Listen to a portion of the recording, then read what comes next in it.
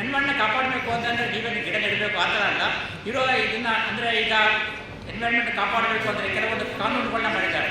ಏನು ಅಂದರೆ ರಿಸರ್ವ್ ಫಾರೆಸ್ಟ್ಗೆ ಯಾರು ಎಂಟ್ರಿ ಆಗೋಂಗಿಲ್ಲ, ಮತ್ತು ಯಾರು ನದಿಗಳಾಗಲಿ ಇಲ್ಲ ಆಗಲಿ ಅವುಗಳನ್ನ ದುರ್ಬಳಕೆ ಮಾಡ್ಕೊಳ್ಳೋಂಗಿಲ್ಲ.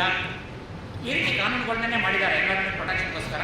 ಆ ಕಾನೂನುಗಳನ್ನ ನಾವು ಪಾಲನೆ ಮಾಡಿದ್ರೆ ಅದು ಇಂಡೈರೆಕ್ಟಾಗಿ ನಾವು ಎನ್ವೈರನ್ಮೆಂಟ್ ಪ್ರೊಟೆಕ್ಷನ್ ಮಾಡ್ದಂಗೆ ಆಗ್ತದೆ.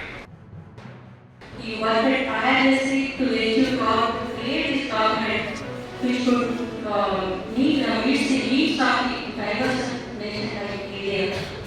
In everybody that ನಮ್ಮ ಕಾನ್ಸ್ಟಿಟ್ಯೂಷನ್ ಎಥಿಕಲ್ ಲಾ ಪ್ರಾಸಿಷನ್ ಅದರಲ್ಲಿ basically preamble which sets the foundation ಈಗಾಗಲೇ ಮಕ್ಕಳು ಪ್ರಿಯಾಂಬಲ್ ಓದಿ ಹೇಳಿದರು. ಜೀವನವನ್ನು ನಡೆಸಲು ಅವಕಾಶವನ್ನು ಮಾಡಿಕೊಡೋದಕ್ಕೋಸ್ಕರನೇ ನಮ್ಮ ಭಾರತದಲ್ಲಿ ಸಂವಿಧಾನದ ರಚನೆಯಾಗಿದೆ.